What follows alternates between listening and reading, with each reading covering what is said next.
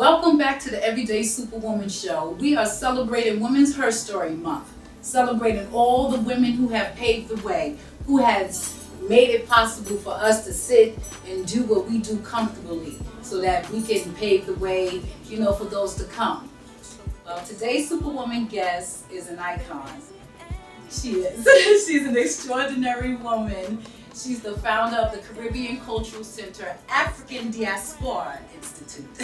She is the author of The Altar of My Soul.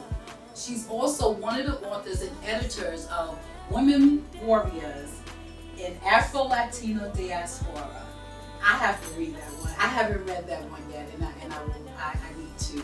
She's also a professor, arts educator, activist, mother, grandmother. She's a priestess initiated in the Lukumi tradition, and she is here. She is here on the Everyday Superwoman Show. Welcome, my guest, Dr. Marta Moreno Vega, to the show. Thank you. Thank you for being here. Thank you for inviting me. Yes, my goodness, you have been doing this arts education thing for a very long time. I started when I was 2. Well, I did some research on El Museo del Barrio. Right. Because I wanted to find out more information about the Caribbean Cultural Center. I knew a lot about it, but I knew it was more to find out about it. And I found out that you founded El Museo del Barrio in 1969 in New York City. Well, actually, it was parents that founded it Okay. as part of School District 5 in West Harlem Yes. back in the day. And then it moved to East Harlem Okay. when there was the centralization. So there was a director before me. His Okay. name was Rafael Ortiz. I'm the second director Right, of El Museo. right. Wow. Now that was before I was born, so you've been doing it a while. Now, is the Caribbean Cultural Center a spin-off from El Museo? I like saying that, El Museo. No. What happened was that when I went to El Museo del Barrio, I was very much, it was the 60s, 70s, and we were all looking for our histories, right? And what it meant to be a Puerto Rican young woman, what it meant to be a black Puerto Rican young woman, and, what was that history?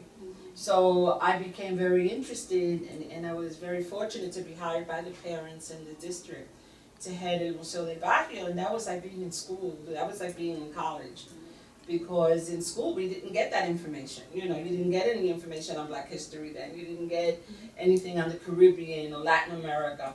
So heading the Museo del Barrio was an education, and it was the opportunity to share with young people what we didn't get growing up in the public schools.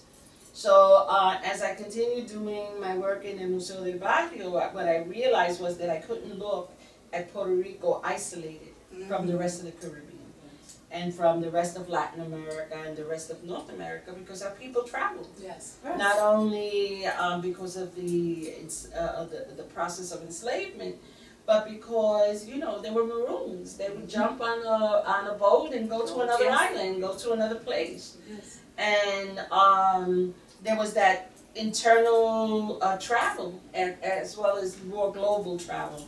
So I wanted to know more about that as well, and that's when I founded the Caribbean Cultural Center. Okay. So it's been a university for me. I've been able to learn not only about my experience, but the diaspora experience. Wherever we've been taken as a people, we have stories. Yes. And that has been the work. Yes.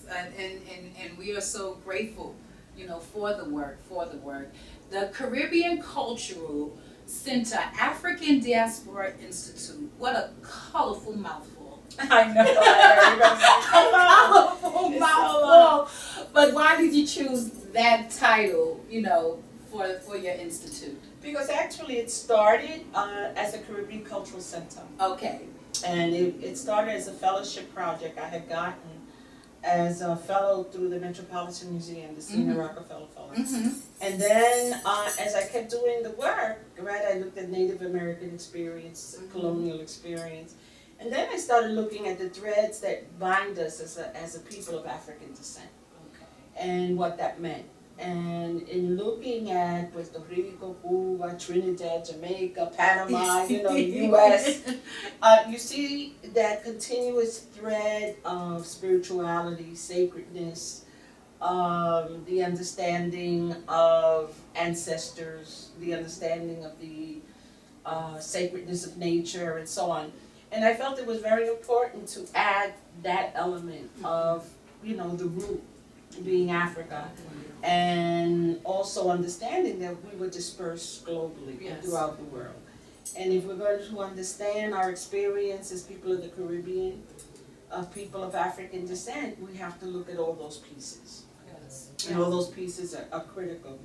So I wanted to keep the name of the founding of the center, and also have people understand that what we were looking at was a global experience as well.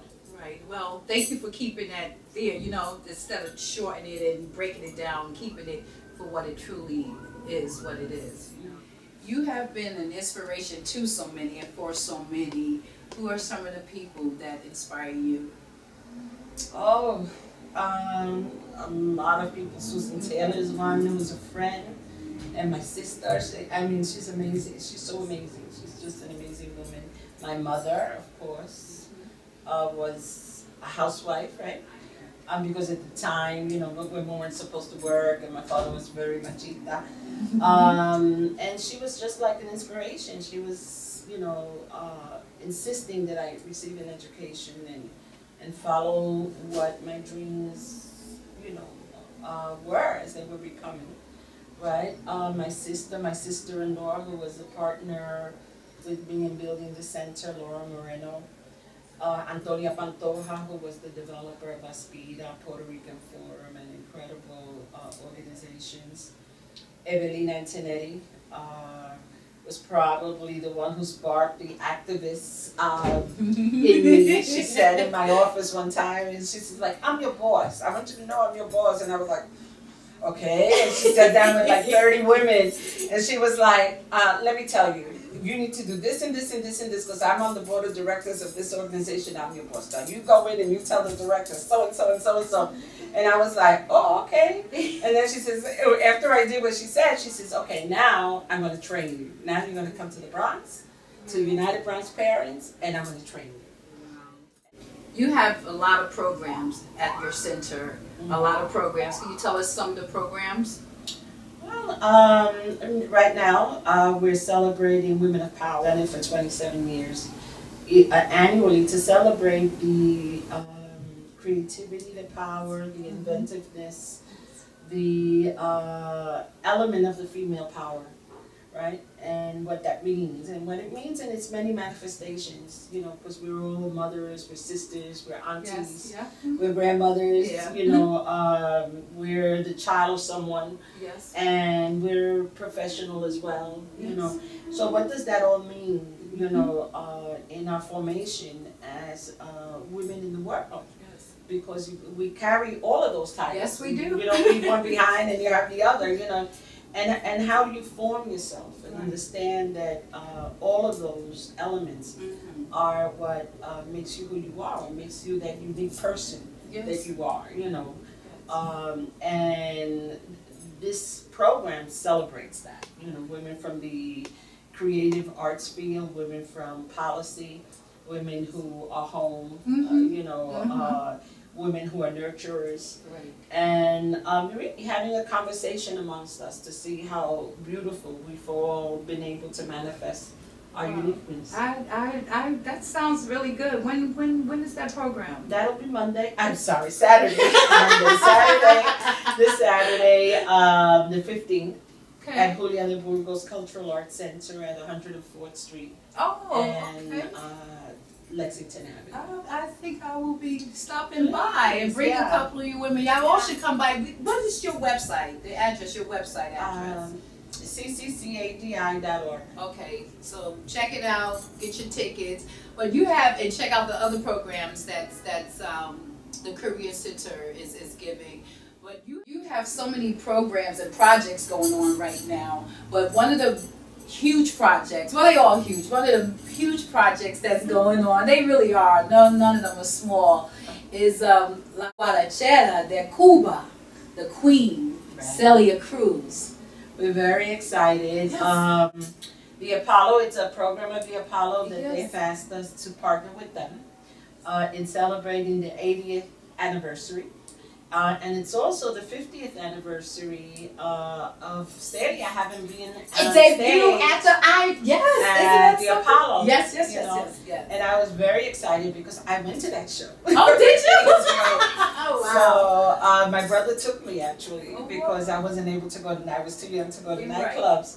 So that's the first time I see Celia at the Apollo. So when they asked the Caribbean Cultural Center to partner in terms of putting and curating the show, we've been very overwhelmed and grateful because it's like dear to my heart. Yes. She was also like a madrina to the center. She just loved the work that we did, and she and Puente were always there. Like if I called, they were always there to help us.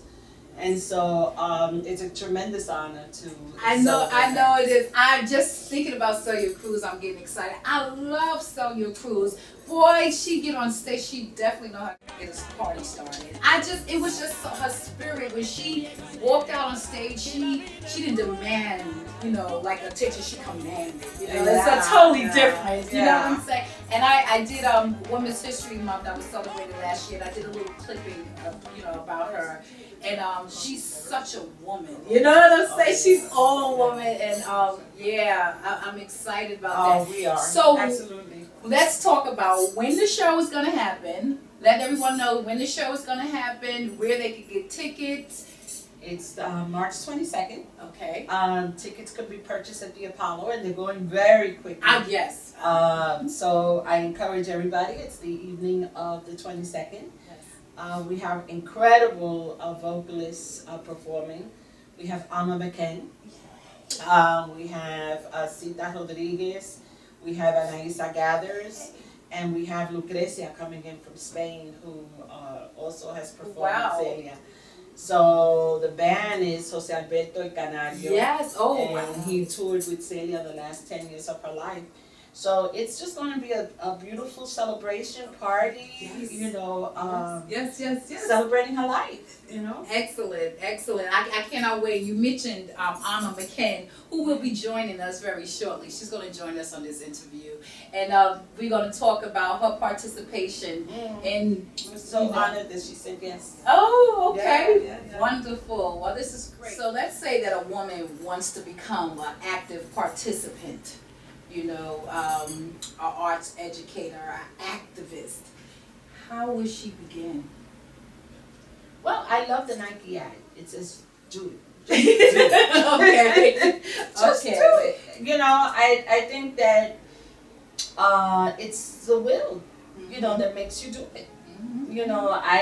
If I were going back to when I was a teenager and thinking about my life, I didn't know anything about building institutions. That wasn't even in my thoughts. You have to be open to opportunity. You have to be open to what others say to you.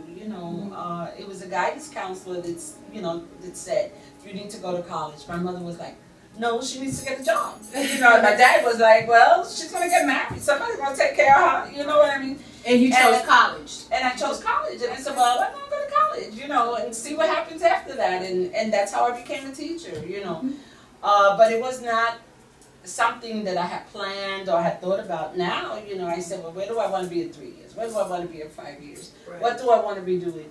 But, you just have to be willing to be in your life.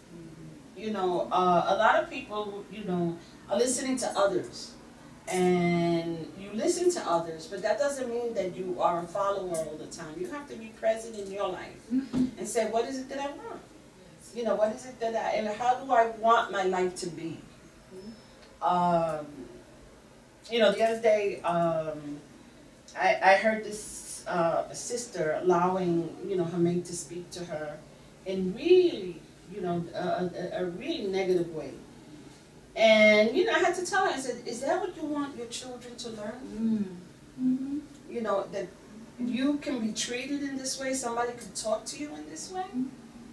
You know, you don't want that. You know what I mean? So you have to decide what is acceptable to you or not. You know what I mean? Because what you decide is what others around you learn. Your kids learn. That's right. Your grandchildren learn. You know what I'm saying? So that you have to be present in your life and continuously deciding what it is that you want it to be. Yes. And you create your life. You're the creator of your life. You know, the creator and whatever spirits are present brought you on the planet, but you have to take on the decision to direct your life and guide your life. You can't be a passive participant. You know, you have to be an active participant in your life. Well, thank you so much, Dr. Marta Moreno Vega. I love your name. It's like a song to me. That's why I like to say it fully. But we'll be right back, and Amma McKen is about to join us.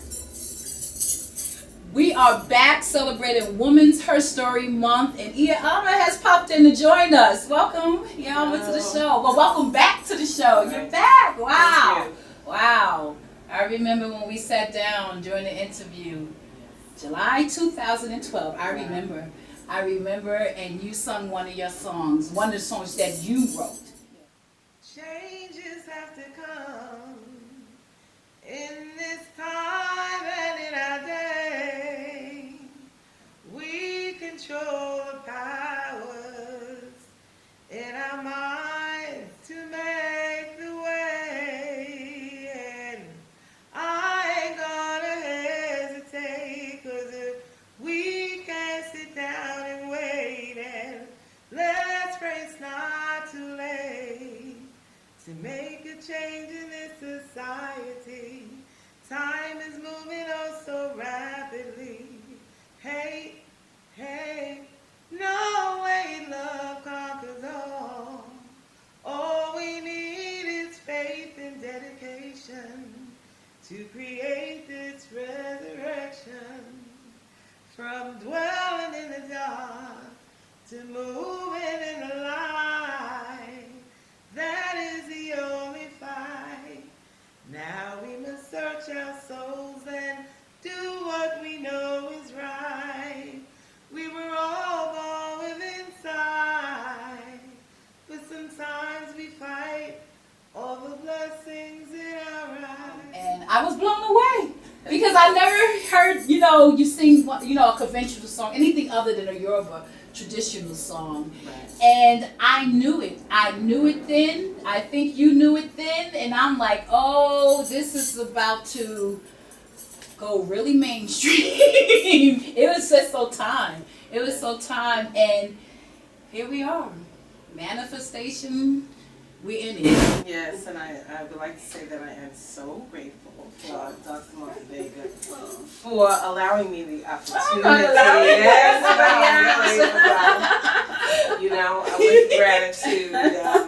With gratitude, we all move forward. Yes.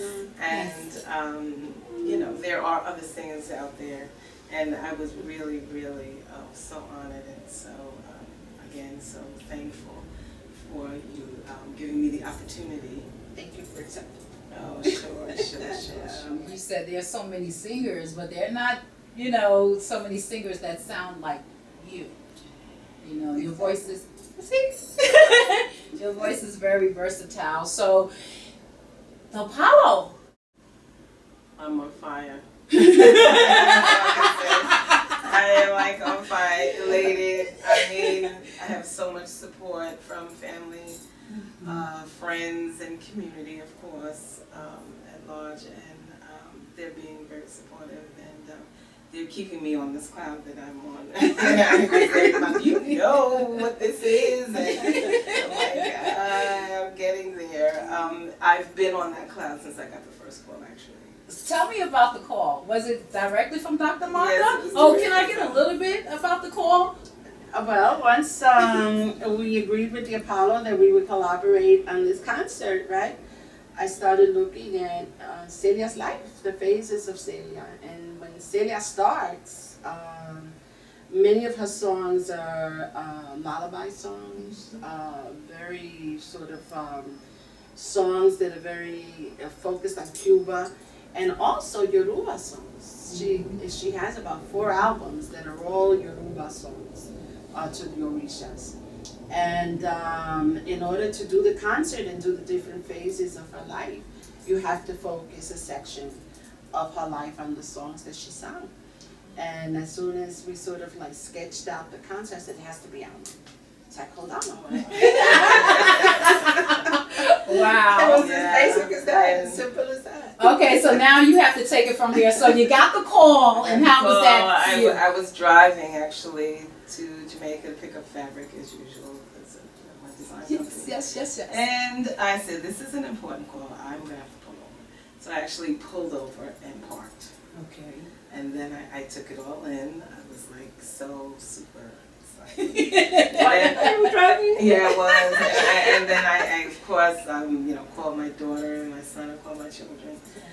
And then my mind started, drifting off and getting sentimental because Puntilla Orlando Rios was one of her musicians backing her with the Yoruba music that she had done, and he was my musical director for my first CD that I produced. Wow. Okay. So all of the sentiment and putting all of this together, and him not being here, and right away I could just feel the energy and vibration. Don't make me Love cry. to love crying. I know, I'm ready to start. Because by you expressing that, and you I can honestly say at this level where I'm at, I understand because I feel like that now. It's like, wow, these prestigious, women. I don't even have words for the way I view you two. My models. What I'm saying, the epitome of what a woman is or should be, or the way a woman should walk in this world. It's who I am too. Absolutely. Absolutely. So I That's think the conversation we were having. That Yes. it's that sisterhood that Indeed. that comes into work. And I know Amma as well as all the women we're involved in. We do what we do because we love it, and we love ourselves, and we love our families, and we love our community, and that's how you act, right? Absolutely. I mean, it's nothing extraordinary. It No. is what it is. Yes, destiny. I love That's what it. we have actually come here to do, and we're fulfilling our destiny. Well, thank you so much for being here. Thank you so much. I know it's real. I know the sisterhood is real. You know what I'm saying? Not that I didn't before, but you know, it's the struggle. Sometimes it can be a struggle with the sisterhood, with the women, and saying, listen, I'm for you. Like, I'm really for you. Because if I'm for you, that's me being for me. If I'm for you, you know what I'm saying? And sometimes it can be a struggle. And then to see you both here saying, yeah, it is, but I'm still here and I'm still for you. That's good. That's real good. That's real good. Have you ever met Celia Cruz?